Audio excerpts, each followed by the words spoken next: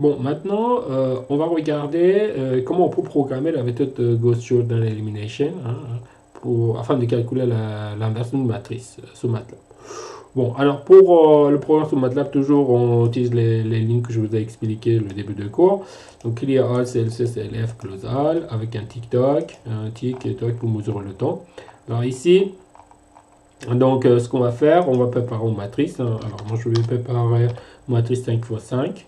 D'accord, donc je prépare une matrice d'identité, donc avec une taille de 5, et puis je prépare une matrice random A, et puis un vecteur et puis après je présente B égale A. Alors là je le garde parce que j'ai besoin de la matrice de B à la fin pour comparer, et puis les calculs qui vont avec. Ici aussi vous voyez les valeurs que j'ai ici, donc ça c'est un exemple qu'on a fait ensemble, hein, qui est disponible ici, on peut vérifier ça aussi ensemble.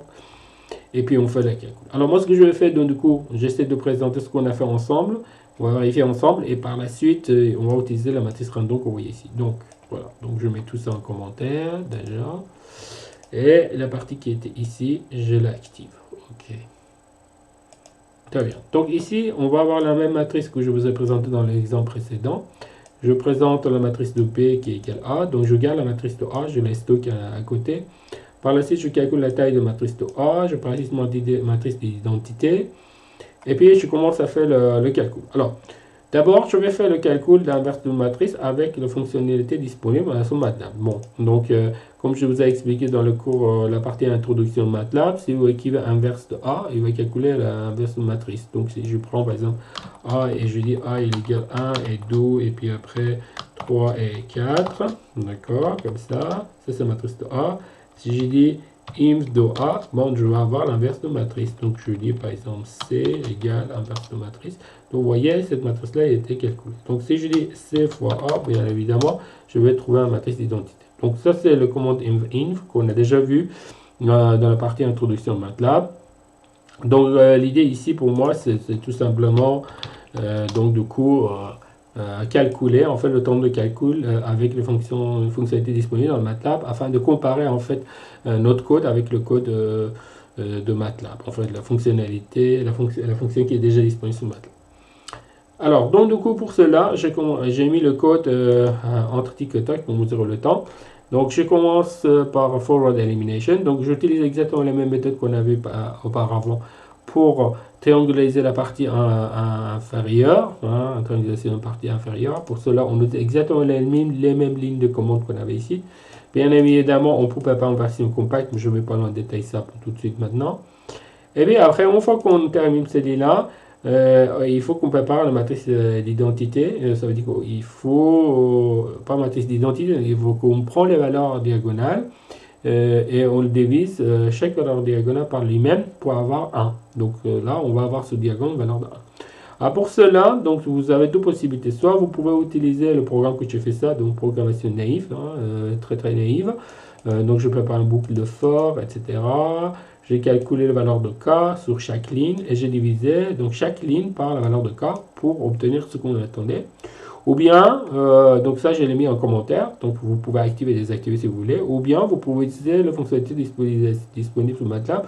Donc tu prépares un TMP qui présente diagonale de matrice, donc voilà. Et puis après, ce que je vais faire, je dis A divisé par temp et I divisé par temp. Et donc, du coup, j'obtiens exactement la même chose qu'on a ici. Donc, je donne un exemple ici, mais on peut le regarder ensemble. Si je prends la matrice de A qui est ici, en essayant avec cette matrice-là A, c'est mieux toujours à exécuter ici, donc ça va vous donner déjà l'idée. OK, donc c'est la matrice de A. Donc si je dis TMP égale diag A, qu'est-ce qui va se passer? Il va prendre la partie diagonale de cette matrice-là. OK, donc il va préparer un vecteur. Donc ce vecteur-là, du coup, en fait, ça correspond à -1 et 4, comme vous voyez ici. Et puis après, par la suite, ce que je peux faire, si je dis A égale A point STMP, ça veut dire que je prends chaque valeur de matrice de A, je le divise par la valeur que vous voyez ici. Donc ça, si je fais ça, tac, copie, et je fais paste. Si je fais ça, donc vous voyez, en fait, il a pris les valeurs de -1, 1 et 2, il a divisé par -1. Donc là, ça, il a fait. Donc il a pris chaque élément de la matrice, il a divisé par la valeur -1 et puis moins 1 et 4. Donc la deuxième ligne ici c'est 3 moins 1, il est divisé par donc 1 moins 1. Donc ça fait moins 3, ici ça fait 1, après ici ça fait moins 1. Et la dernière ligne, il est divisé par la valeur de 4. Donc ça fait moins 1 divisé par 4, 3 divisé par 4, divisé par 4 ou 4 divisé par 4. Donc vous voyez qu'en fait ici, vous allez préparer une matrice avec les valeurs égales à 1. Alors bien évidemment, vous pouvez le faire, alors là on peut le faire la valeur alors pour calculer la matrice de I, il faut faire la même chose sur la matrice de I également. Donc c'est la même chose, hein. Donc, alors vous avez donc la possibilité d'utiliser la ligne de commande que j'ai ici, donc c'est beaucoup plus explicite, donc on voit très bien comment ça se passe. Ça veut dire que chaque fois sur une ligne on trouve la valeur diagonale. Et après, on divise des valeurs de matrice de A et matrice de I sur la même ligne sur K. Donc, on fait exactement la même chose que vous voyez ici avec les lignes qu'on a fait sur MATLAB pour A. On fait la même chose pour le I aussi. Donc, ça, c'est pour A en fait. Et ça, c'est I. Donc, c'est la même chose. Donc, je ne vais pas en détailler ça.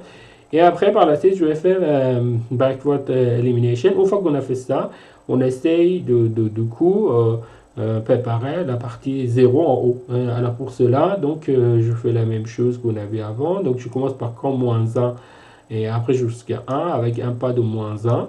Et donc progressivement, je prends la valeur AKK et après une fois que j'ai calculé, j'obtiens un coefficient de multiplication, je trouve par moins et après j'ajoute, j'addition avec IJJ. Et donc je fais la même chose aussi pour le vecteur, pour la matrice de I, c'est qu'on a dans la méthode ici. Donc c'est la matrice de I. Donc là je viendrai sur page précédente. Donc ça c'est ça en fait. Donc c'est la matrice de I, matrice d'identité que normalement vous aurez aussi ici. Donc ce que je présente ici. Donc là on travaille sur ces deux matrices là afin de travailler au calcul. Donc ça c'est la partie dans laquelle donc on fait donc ça c'est la partie triangularisation en bas. Et puis après, une fois qu'on trouve ici, on a trouvé l'inverse. Donc moi, la matrice de I que vous trouvez ici, au final, ça donne inverse de matrice. Et donc j'ai stocké la matrice de A dans la variable de B. Donc je fais B fois I. Donc normalement, il doit donner une matrice d'identité. En résumant un peu le programme. Et après, le reste, ce sont quelques lignes pour dessiner en fait des comparaisons. Donc résumons. Donc première chose, c'est qu'en fait, on a préparé la matrice de A. J'ai copié la matrice de A dans la variable B par la suite pour les vérifications. Par la suite, j'ai calculé un inverse de matrice avec fonctionnalité disponible sur MATLAB pour calculer le temps de calcul. On a écrit runtime.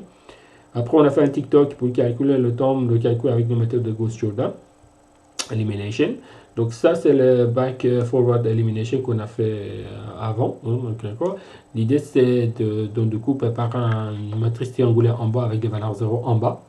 Et on le fait pour la matrice de A. En même temps on le fait pour la matrice de I qu'on voyait ici. Donc là il y a un boucle pour ici pour la matrice de A et un autre boucle pour la matrice de I.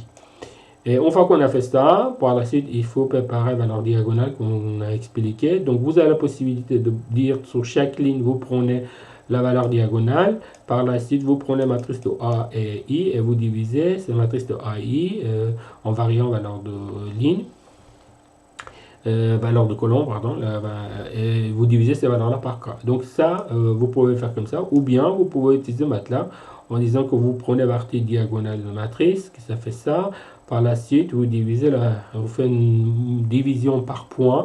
Donc chaque valeur par rapport à la valeur diagonale. Donc ça veut dire que première ligne, ce sera divisé, première ligne divisée par moins 1, deuxième ligne divisée par moins 1, troisième ligne divisée par 4. Lorsque vous faites cette opération-là, vous trouvez une matrice avec les valeurs de 1 partout. Dans une partie diagonale, les valeurs sont 1. Donc 1 ici, 1 ici, 1 ici. Et puis une fois qu'on a fait ça, donc on fait la même chose pour la matrice de I et la matrice de A. D'accord. Puis une fois qu'on fait ça, par la suite, on fait backward elimination. Et l'idée, c'est de triangulariser la matrice en haut. Donc, du coup, vous allez faire la même chose avec les commandes que vous voyez ici pour faire la même chose sur le A. Une fois qu'on a fait les deux, donc la matrice de I qu'on avait initialement, c'était la matrice identité. Maintenant, ça devient inverse de matrice, ce qu'on a expliqué ici. Donc, la matrice de A et I commence ici. Une fois qu'on fait l'opération, cette matrice-là, il devient identité. Et la matrice de C, ça devient inverse de matrice de I. Inverse de matrice de A. Donc ça veut dire que le I ici, il devient inverse de matrice au final. Donc ce qu'on cherche à obtenir. Et puis après, on présente le type de solver, on normalise le temps de calcul qu'on a fait par le calcul effectué par MATLAB, et puis après on le dessine avec le commande de barre que j'ai expliqué dans les vidéos précédentes. Voilà. On va exécuter le programme. OK.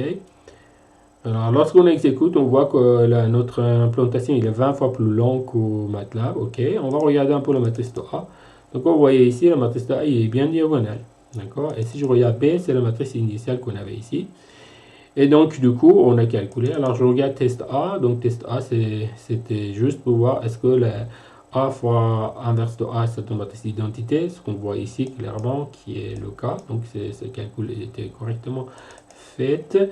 Et donc, on fait la même chose pour la matrice ici. Donc, là aussi, on voit très bien qu'on a trouvé la matrice d'identité sans problème. Donc, vous voyez, donc, on a trouvé la matrice d'identité sans problème. Et puis, donc, le calcul a l'air correct. Alors, pour comprendre un peu mieux ce qui se passe, donc j'essaie de présenter tout ça en façon un peu séparée. Donc, ça veut dire qu'en fait, d'abord, je vais désactiver ces parties-là. Et ces parties-là. D'accord. Et j'exécute. Donc, lorsque j'exécute celui-là, je vois la première partie de cours. Alors, ça, c'est le temps de calcul. La première partie. Donc, première partie, je prépare la matrice avec les valeurs 0 en bas. Donc, si je clique A, vous voyez ici, vous voyez les valeurs que vous avez ici sont 0. Et je peux comparer ça avec l'exemple qu'on avait ici, qu'on a fait ici. Donc, première étape, c'est arriver à cette matrice-là. Donc, ici, c'est moins 1, 1, 12, 0, 12, 7, 0, 0, moins 7. Moins 5. Et si on va arriver ici, vous avez la même valeur. Moins 1, c'est 1, 12, 0, 12, 7, et 0, 0, moins 5. Donc on a trouvé la matrice qui est triangulaire. Maintenant, OK. Maintenant, je vais activer cette partie-là. OK. Excusez-moi, donc ça, c'est en erreur. Il faut l'activer. Donc, je lance le calcul du haut. Et là, je regarde la matrice de A. Donc, lorsque je regarde la matrice de A, vous voyez ici, c'est 1, 1, 1. Et c'est moins 1, 2 et 1, 3,5. Si je compare celle-là, je vais trouver la matrice qu'on avait ici quelque part. Voilà, c'est ici c'est 1, moins 1, 2, moins 2, 0, 1, 3,5, 0, 0, 1. Donc la même chose qu'on voit ici. Donc ça, voilà, c'est exactement cette partie-là. Ça correspond bien. Ça correspond bien à ce qu'on avait ici. Je sais pas, oui, il arrive, mais donc je peux pas, voilà, je peux pas faire ici, mais voilà. Donc vous avez 1, moins 1, moins 2 qui est ici, et après 0, 1, et puis après 3,5, 0, 0, 1, voilà. Alors ça, on ne peut pas le faire ici, possible. Ok, on peut pas le faire ici. Ok, très bien. Donc je viens sur le code, donc on arrive ici. Donc j'ai arrivé ça, et après la dernière partie, c'est triangularisation que je fais ça. Donc je vais mettre ça et après j'exécute et dans cela alors j'ai fait une petite erreur parce que j'ai pas, voilà,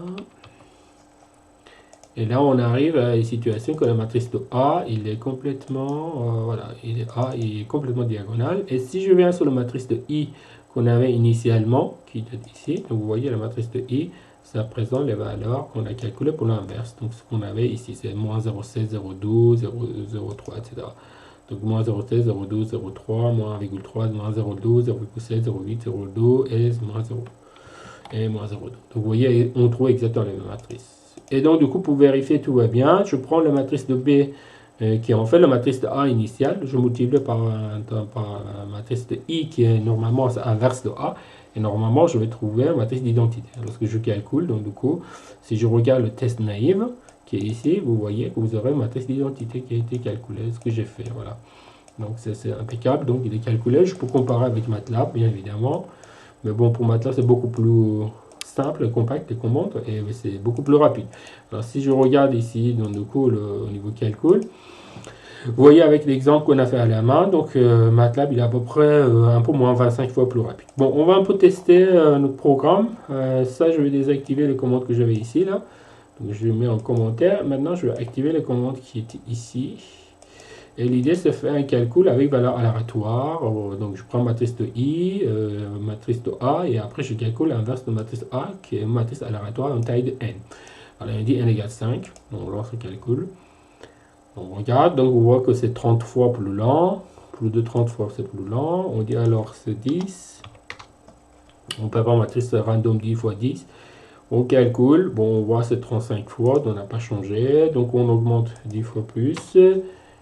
Et puis on exécute, on va regarder ce qui va se passer. Donc ouais, c'est 120 fois plus lent, notre programme. Alors 1000, donc ça doit être plus lent cette fois-ci. Hein. Donc voilà, on attend un peu. Donc comme vous voyez ici, maintenant on arrive à 250 fois le temps. Donc si on prend 11 secondes par exemple pour calculer un terme de MATLAB, donc notre programme c'est 242 fois plus lent que le programme qui est écrit par MATLAB. Bon, ce qui montre qu'au final, la fonction inverse de matrice est beaucoup plus optimisée par rapport à ce qu'on a fait. Mais l'idée en fait de cette partie-là, pour vous montrer comment on peut utiliser la méthode de pivot de Gauss Elimination, on l'utilise sous la forme d'un sous-variant et puis par la suite on dit la méthode de Gauss-Jordan Elimination et puis on peut calculer l'inverse d'une matrice à partir de cette méthode-là. Voilà.